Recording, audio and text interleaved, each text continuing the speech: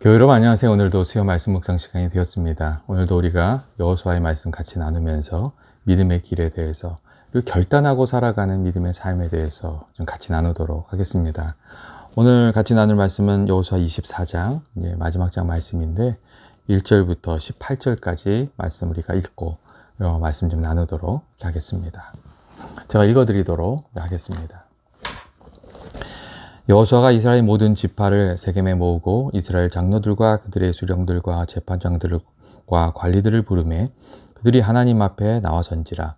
여호수아가 모든 백성에게 이르되 이스라엘 하나님 여호와께서 이같이 말씀하시기를 옛적에 너희의 조상들 곧 아브라함의 아버지 나홀의 아버지 데라가 강 저쪽에 거주하여 다른 신들을 섬겼으나 내가 너희의 조상 아브라함을 강 저쪽에서 이끌어내어 가나안 온 땅에 두루 행하게 하고 그의 씨를 번성하게 하려고 그에게 이삭을 주었으며 이삭에게는 야곱과 에서를 주었고 에서에게는 세일산을 소유로 주었으나 야곱과 그의 자손들은 애굽으로 내려갔으므로 내가 모세와 아론을 보내었고 또 애굽에 재앙을 내렸나니 곧 내가 그들 가운데 행한 것과 같고 그 후에 너희를 인도하여 내었노라. 내가 너희의 조상들을 애굽에서 인도하여 내어 바다에 이르게 한즉 애굽 사람들이 병과 마병을 거느리고 너희의 조상들을 홍해까지 쫓아오므로 너희의 조상들이 나 여호와께 부르짖기로 내가 너희와 애굽 사람들 사이에 흑암을 두고 바다를 이끌어 그들을 덮었나니 내가 애굽에서 행한 일을 너희의 눈이 보았으며 또 너희의 많은 날을 광야에서 거주하였느니라. 내가 또 너희를 인도하여 요단 저쪽에 거주하는 아모리 족속의 땅으로 들어가게 하매 그들이 너희와 싸우기로 내가 그들을 너희 손에 넘겨주매 너희가 그 땅을 점령하였고 나는 그들을 너희 앞에서 멸절시켰으며 또한 모압 왕 십볼의 아들 발락이 일어나 이스라엘과 싸우더니 사람을 보내어 보올의 아들 발람을 불러다가 너희를 저주하게 하려 하였으나 내가 발람을 위해 듣기를 원하지 아니하였으므로 그가 오히려 너희를 축복하였고 난 너희를 그의 손에서 건져내었으며 너희가 요단을 건너 여리고에 이른즉 여리고 주민들 곧 아모리 족속과 브리스 족속과 가나안 족속과 헷 족속과 길가스 족속과 휘위 족속과 여부스 족속이 너희와 싸우기로 내가 그들을 너희 손에 넘겨 주었으며 내가 왕벌을 너희 앞에 보내어 그 아모리 족속의 두 왕을 너희 앞에서 쫓아내게 하였나니 너희의 칼이나 너희의 활로서 이같이 한 것이 아니며 내가 또 너희가 수고하지 아니한 땅과 너희가 건설하지 아니한 성읍들을 너희에게 주었더니 너희가 그 가운데 거주하며 너희는 또 너희가 심지 아니한 포도원과 갈람원의 열매를 먹는다 하셨느니라. 그러므로 이제는 여호와를 경외하며 온전함과 진실함으로 그를 섬기라. 너희의 조상들이 강 저쪽과 애굽에서 섬기던 신들을 치워버리고 여호와만 섬기라.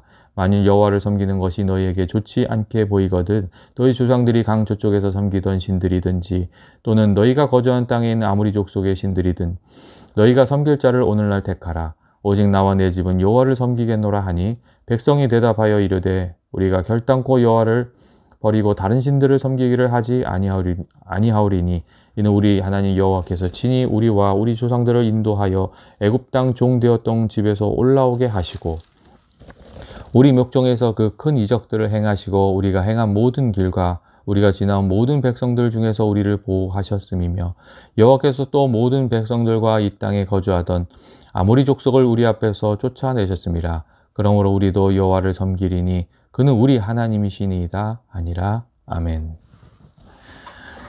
교회 여러분, 우리가 드디어 여호수아의 마지막 장을 이렇게 나누게 되었습니다. 이 마지막 장인 24장의 말씀은 이 세 부분으로 나누어져 있는데 첫째는 아브라함으로부터 여호수아에게 이르기까지 이렇게 계속해서 이어져 내려온 이 하나님의 구원의 그 은혜에 대한 이야기이고, 둘째는 여호수아가 주도했던 언약의 갱신의 내용을 담고 있고, 그리고 마지막으로는 여호수아와 대제사장이었던 엘라살, 그리고 애굽에서 가지고 나온 요셉의 시신이 잘 장사되었다는 그런 이야기입니다. 여호수아는 그 모세와 마찬가지로 자기 인생의 마지막 때가 찾아왔을 때 이스라엘 백성들에게 하나님의 은혜에 대해서 다시금 이야기해야 할 동기를 강하게 느꼈습니다. 그래서 여호수아는 이스라엘 백성들을 다 그 세겜으로 모았습니다. 이 사실 세겜은 이스라엘 백성들에게 굉장히 상징적인 장소였습니다. 이 아브라함이 가나안 땅에 들어와서 가장 먼저 제단을 쌓은 곳이 이 세겜이었고, 또 야곱이 처음 그 땅을 좀 일부 산 이후에 제단을 쌓은 것도 이 세겜이었습니다. 그리고 이 세겜은 이 가나안 땅에 들어온 이스라엘 백성들에게도 아주 중요한 장소였는데, 이스라엘 백성들은 이 가나안 땅에 들어온 이후 하나님께서 말씀하신 대로 그 에벨산과 그리즘산의 절반씩 서서 이 율법에 기록된 그 축복과 저주를 다 읽고 하나님과 언약을 맺었습니다. 그런데 그 언약을 맺은 장소가 바로 이 세겜이었습니다. 여호수아는 이처럼 이 이스라엘 백성들에게 참 뜻깊은 이 장소에 이스라엘 백성들을 다 다시 불러 모았고 하나님의 은혜에 대해서 이야기하고 다시금 하나님을 선택하도록, 하나님을 믿기로 결단하도록 그렇게 이끌었습니다. 먼저 여호수아는 하나님께서 아브라함에게 베푼 은혜에 대해서 이야기했습니다. 이스라엘 백성의 조상인 아브라함이 어떤 사람이었습니까? 아브라함은 우상을 섬기는 가정에서 자랐던 사람이었습니다. 2절 말씀을 보면 아브라함의 아버지 데라가 다른 신을 섬겼다는 구절이 나오는데, 사실 아브라함이 살았던 이 갈대아 우르는 이 월신을 수호신으로 섬기고 이 우상이 아주 많았던 그런 그 도시였습니다. 유다 전승에 의하면 아브라함의 아버지 데라가 우상을 조각해서 파는 것을 업으로 삼고 있었다는 이야기가 있고, 또 아브라함이 그 우상을 다 깨부셨다는, 그래서 아버지와 다퉜다는 그런 이야기도 있습니다. 이처럼 우상 숭배가 만연한 환경에 아브라함이 살고 있었는데 하나님께서 아브라함의 마음을 보시고 이렇게 부르셔서 믿음의 조상으로 세워주시는 은혜를 이렇게 베풀어 주셨던 것이었습니다. 사실 우리 민족에도 하나님께서 그러한 은혜를 베풀어 주시지 않으셨습니까? 많은 우상을 섬겼던 우리들에게도 하나님께서 복음이 이렇게 전해지게 하셔서 우상에서 벗어나 하나님 주신 은혜를 이렇게 누리면서 살아가게끔 그렇게 인도해 주셨습니다. 여호수아는 이 하나님께서 아브라함을 불러주신 그 이야기를 통해서 부족하고 연약하지만 선택하여 주시고 불러주시는 그 하나님의 은혜에 대해서 이야기해 주었습니다. 우리들은 많은 경우 내가 잘해서 대가를 받는 것처럼 신앙생활을 하려고 합니다. 그런데 신앙생활이 그런 것이 아니라는 것입니다. 사실 우리가 무엇을 한들 또 무엇을 하나님께 드린들 그게 하나님께서 무슨 유익이 되겠습니까? 큰 돈을 내서 교회를 크게 짓는다고 해서 하나님께서 그것을 사용하시는 것이 아닙니다. 사실 우리의 모든 수고와 행위는 상징적인 의미를 가지고 있을 뿐입니다. 이 하나님을 사랑하는 마음의 표현을 그 우리들의 말과 행동으로 이렇게 담아서 표현하는 겁니다. 그리고 하나님께서는 우리 마음 씀씀이를 보시고 하나님께서 은혜를 우리에게 또 베풀어 주시는 겁니다. 여러분, 아브라함도 마찬가지였습니다. 우상이 가득한 환경에 살면서도 그것에 휩쓸리지 않는 그 마음을 하나님께서 보셨기 때문에 하나님께서 아브라함을 택하여 믿음의 조상으로 삼아 주셨습니다. 우리가 믿음 생활하면서 어떤 마음을 가지고 살아가는가, 어떤 마음 씀씀이를 가지고 하나님을 섬기려 하는가 하는 것이 참 중요합니다. 우리 마음의 중심을 보시는 하나님께서 우리 마음 씀씀이를 보시고 우리들에게 은혜 베풀어 주시고, 또 우리 마음 씀씀이를 보시고 우리에게 복을 주시고, 우리들에게 우리들의 인생의 길을 열어 주시기 때문에 그렇습니다.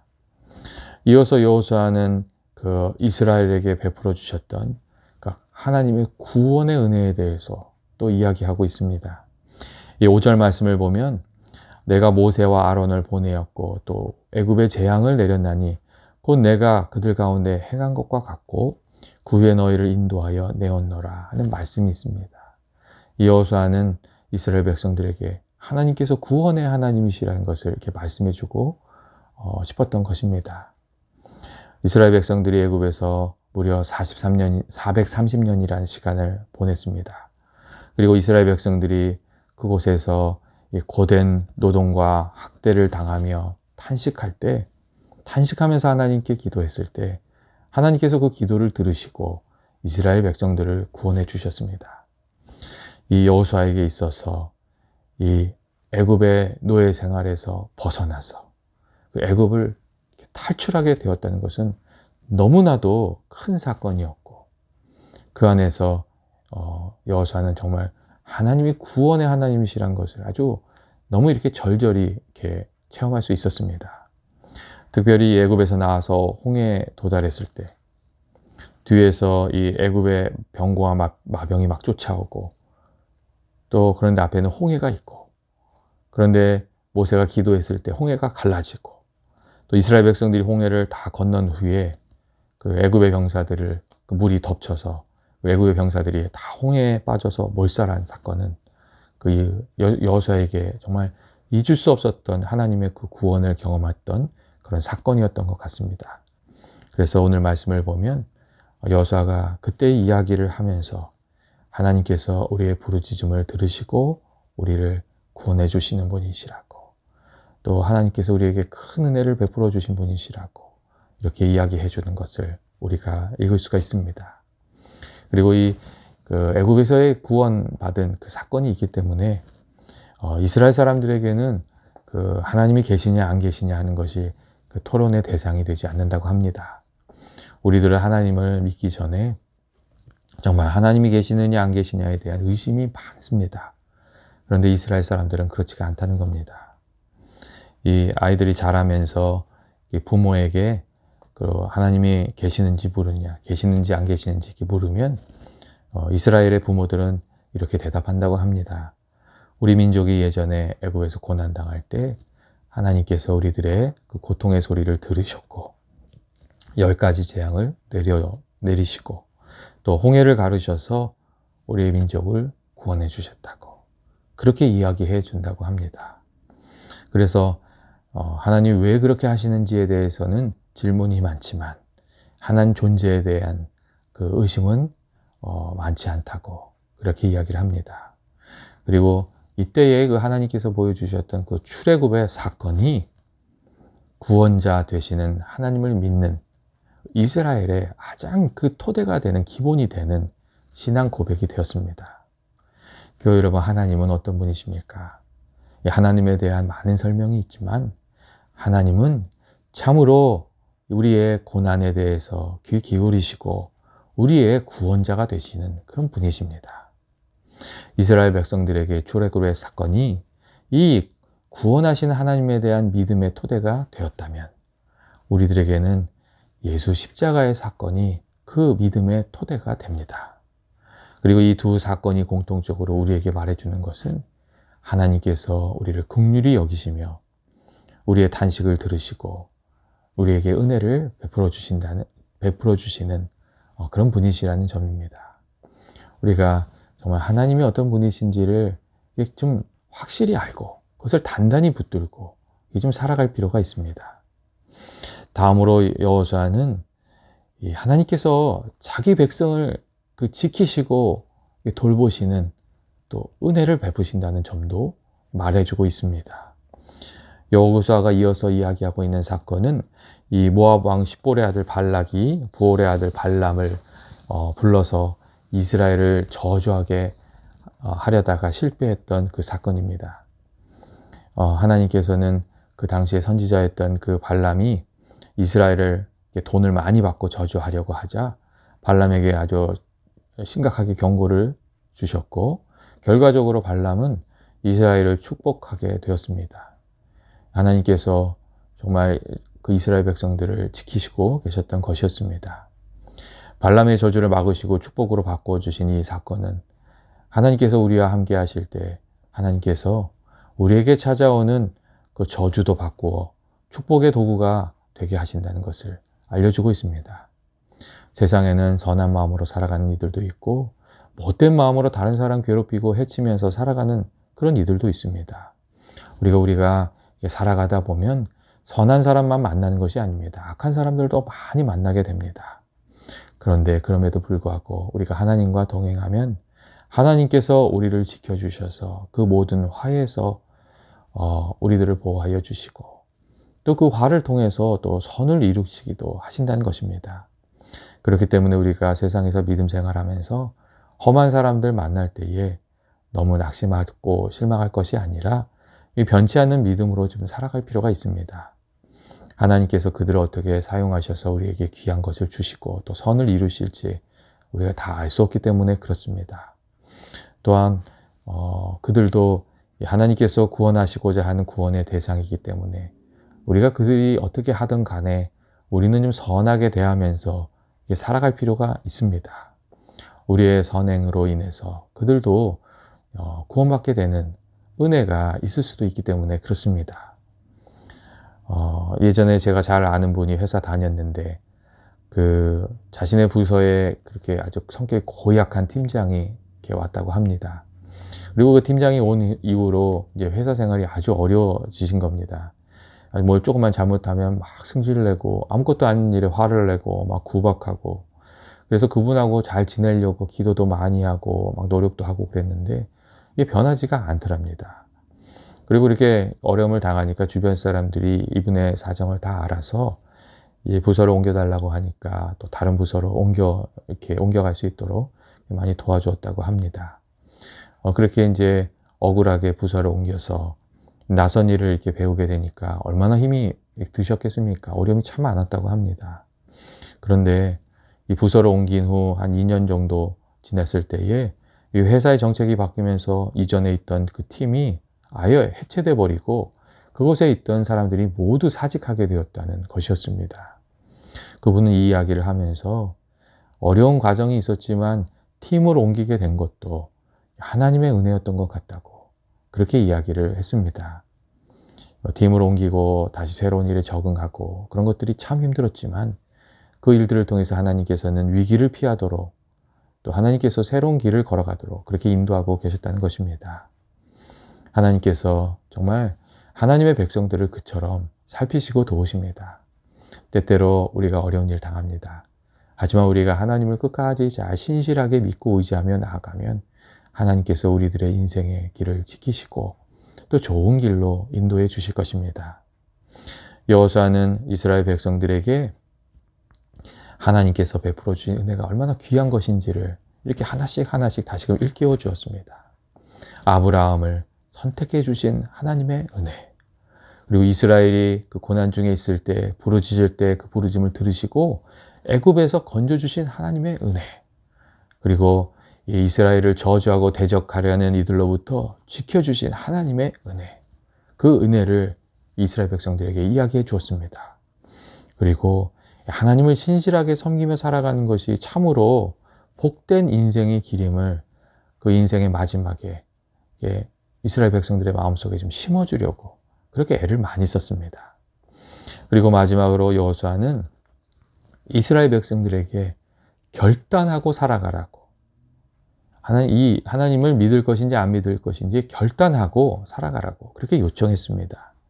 14절과 15절 말씀을 보면 여호수아가 이렇게 말합니다. 그러므로 이제는 여호와를 경외하며 온전함과 진실함으로 그를 섬기라. 그렇게 얘기합니다. 너희의 조상들이 강 저쪽과 애굽에서 섬기던 신들을 치워버리고 여호와만 섬기라. 만일 여호와를 섬기는 것이 너희에게 좋지 않게 보이거든 너희 조상들이 강 저쪽에서 섬기던 신들이든지 또는 너희가 거주하는 땅에 있는 아모리 족속의 신들이든지 너희가 섬길 자를 오늘 택하라. 오직 나와 내 집은 여호와를 섬기겠노라. 이렇게 여호수아가 말했습니다. 여호수아는 이스라엘 백성들에게 정말 하나님을 섬길 것인지 세상의 신을 섬길 것인지 확실하게 마음을 정하고 살아가라고 그렇게 말했습니다. 여호수아가 이렇게 말한 이유는 하나님과 세상을 겸하여 섬길 수가 없기 때문에 그렇습니다. 하나님께서는 우리가 하나님도 섬기고 세상도 섬기면서 살아가는 것을 용납하지 않으십니다. 왜냐하면 세상의 방법들이 하나님의 방법을 대적하는 경우가 많이 있어서 그렇습니다. 그렇기 때문에 여호수아는 이스라엘 백성들에게 온전함과 진실함으로 하나님을 섬기라고 그렇게 말했습니다. 또한 여호수아가 이렇게 결단하고 마음을 정하고 살아가라고 한 이유는 우리가 정말 마음을 단단히 정하고 살아가지 않으면 다른 사람들이 우리들의 삶을 결정하게 되고 또 우리가 마음을 정하고 살아가지 않으면 우리에게 주어지는 상황에 따라서 늘 흔들리면서 살아가게 되기 때문에 그렇습니다. 때때로 사람들 중에는 그 마음의 정함이 없기 때문에 자기 자신으로 살지 못하는 경우가 많이 있습니다. 이 마음의 정함이 없으면 이 세상의 이 흐름이 바뀔 때마다 이리저리 흔들리면서 살아갈 수밖에 없는 겁니다. 특별히 여호수아는 하나님께 마음을 정하지 않고 살아가다가 세상을 따라가게 될 때 일어나는 일이 얼마나 심각한 것인지, 하나님의 말씀대로 그냥 충성되게 살지 못하고 자꾸 세상과 타협하면서 살아가게 될 때 하나님 베풀어 주신 은혜를 잃어버리는 것이 얼마나 이 무서운 일인지 잘 알고 있었기 때문에 또 경고의 이야기도 해주고 있습니다. 20절 말씀을 보면 여호수아가 이렇게 이야기를 합니다. 만일 너희가 여호와를 버리고 이방 신들을 섬기면 너희에게 복을 내리신 후에라도 돌이켜 너희에게 재앙을 내리시고 너희를 멸하시리라. 이런 경고의 말도 해주고 있습니다. 그리고 이 말을 들은 이스라엘 백성들은 자신들도 하나님만 섬기겠다고 그렇게 결단했습니다. 그리고 성경을 보면 여호수아와 함께했던 이들은 정말 끝까지 자기 믿음을 잘 지켰던 것을, 하나님만 섬겼던 것을 알 수가 있습니다. 그냥 안타까운 것은 그 후손들이, 하나님이 하신 위대한 역사를 알지 못했던 후손들이 하나님을 떠나서 이 가나안 땅의 우상들을 섬기게 되고, 그 결과 이 여호수아가 경고했던 그 아픈 경험들을 하게 되었다는 것이었습니다. 여호수아의 그 나와 내 집은 여호와를 섬기겠다는 결단의 말은 하나님의 말씀대로 살기로 결단하고 살아야 우리가 바르게 살 수 있다는 점을 우리들에게 다시금 일깨워 줍니다.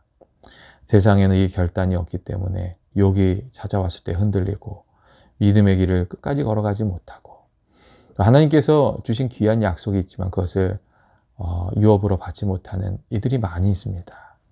그렇기 때문에 오늘 성경에 나오는 여호수아의 결단이 우리들에게 너무나도 귀한 결단으로 이렇게 여겨집니다. 여호수아는 110세에 하나님의 부르심을 받아 자신의 기업이 된 그 딥네셀의 장사가 되었고, 이스라엘 백성들이 애굽에서 가져온 요셉의 뼈는 그가 원한 대로 세겜에 이렇게 묻히게 되었습니다. 그리고 여호수아와 함께 이스라엘의 그 대제사장으로 이스라엘을 이끌었던 아론의 아들 엘르아살도 죽어서 에브라임 산지에 묻히게 되었습니다. 이렇게 가나안 땅 정복을 이끌었던 리더들의 시간이 끝이 나고 다음 세대로 믿음의 바톤이 넘겨졌습니다. 여호수아는 이 모세의 죽음으로 넘겨받은 믿음의 바톤을 신실하게 감당하고 다음 세대에 넘겨주었습니다. 나와 내 집은 여호와를 섬기겠노라. 이 결단이 있었기 때문에 여호수아는 하나님의 선택을 받았고 또 하나님의 쓰임을 받았고 어려울 때마다 하나님의 도우심을 받았고 그 결과 믿음의 승리자가 될 수 있었습니다. 전환연합의 모든 교우들이 정말 하나님만 섬기겠다는 그 귀한 결단으로 여호수아와 같이 하나님과 동행하는 삶을 살게 되고 또 하나님께서 주시는 복된 인생도 삶도 살아가게 되시기를 주의 이름으로 축원드립니다. 기도하겠습니다. 사랑과 은혜 많으신 하나님 아버지, 그동안 저희가 여호수아서 이렇게 묵상하게 해주신 것 감사합니다. 하나님 아버지, 저희들이 여호수아 같은 진실한 믿음으로 살아가기를 원합니다. 주의 말씀을 늘 가까이 하며 순종하며 살게 하시고 좌로나 우로나 치우치지 않는 믿음으로 주와 늘 동행하며 살아가는 정말 귀한 믿음의 인생 되게 하여 주옵소서. 주와 늘 동행하는 연합의 모든 교우들 되게 해 주시고 주께서 연합의 모든 교우들을 늘 살피시기를 원하오며 예수님의 이름으로 기도합니다. 아멘. 교회 여러분, 이렇게 우리가 여호수아의 말씀을 이렇게 같이 다 나누게 되었습니다. 다음에는 또 새로운 말씀 같이 가지고 이렇게 나누면서 은혜 나누도록 하겠습니다. 오늘 하루도 수고 많으셨습니다. 그리고 하나님께서 은혜 주셔서 내일 하루 더욱 복되고 힘찬 하루 되시기를 주의 이름으로 축원드립니다.